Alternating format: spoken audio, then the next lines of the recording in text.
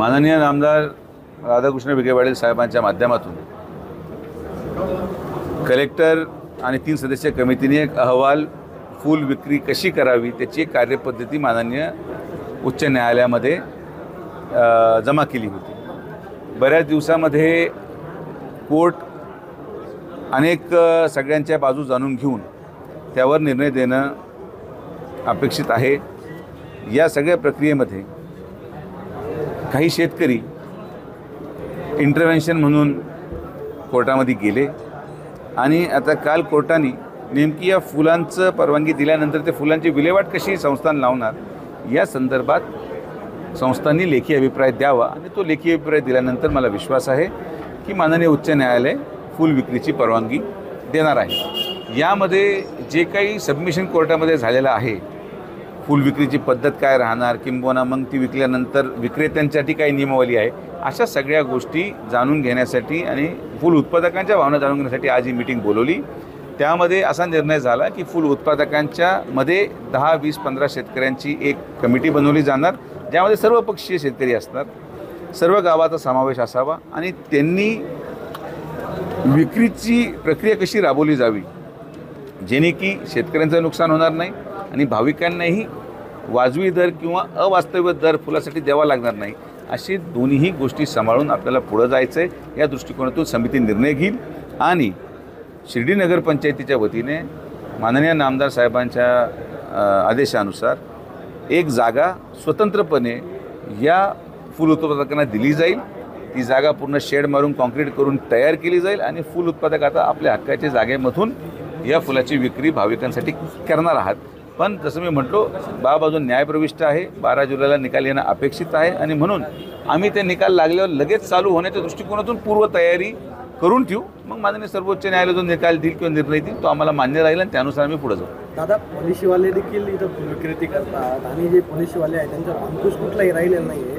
ते साई भक्तांना म्हणजे काही महिला येतात, त्या महिला त्यांची छेडछाड करतात आणि साई भक्तांचं फसवणुकीत काम करतात। याने ना वेगळा मेसेज देशभरामध्ये जातो। यावर काही अंकुश आपण आणणार का? यावर काही बैठक वगैरे घेणार? यावर अगोदरच माननीय 3 सदस्यीय कमिटीच्या समोर नगर परिषदेचे CEO मुख्य कार्यकारी अधिकाऱ्यांनी एक नियमावली ठरवून दिलेली आहे की नियमावलीमध्ये फूल विक्रेत्यांना कशा पद्धतीचे नियम व अटी घातल्या जातील।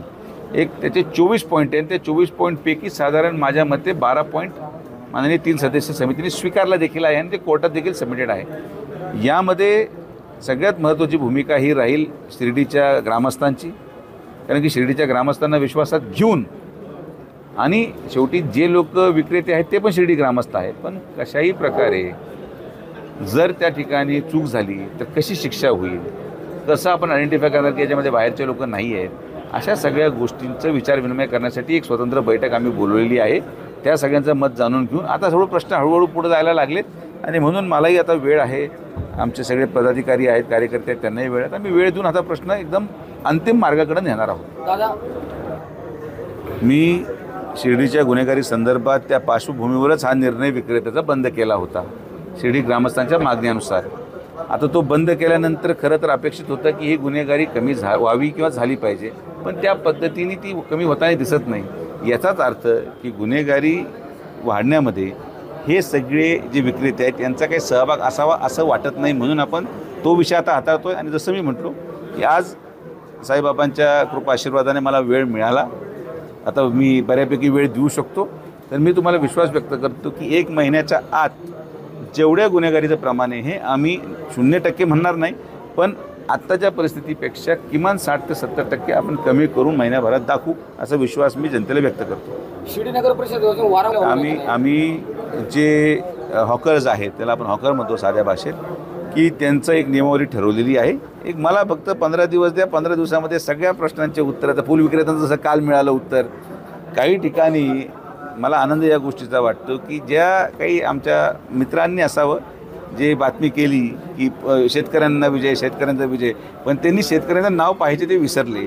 ते 3ही शेतकरी हे आमचेच होते, पण जाऊ द्या, काय हरकत नाही, फूल चालू होण्याची मतलब आहे। तसंच असे अनेक विषय आहेत ज्याचा प्रश्न तुम्हाला एक 15 दिवस, 1 वर्ष, 1 महिन्यामध्ये अतिशय गतिमान प्रशासन आणि प्रश्न सुटताना तुम्हाला चांगल्या पद्धतीने दिसतील, हा माझा शब्द आहे। नाही, बाबांचे आशीर्वाद आमच्यावर कायम राहिलेले आहेत तर जसा पराभव झाला तर त्या पराभवामागं बाबांचा काहीतरी उद्देश असावा असं मला वाटतं. आणि मग बाबांनी जो न्याय दिला असेल त्या न्यायाचं एक पॉझिटिव्ह घेऊन आपण परत कामाला लागलो. एबीपी माझा, उघडा डोळे बघा नीट.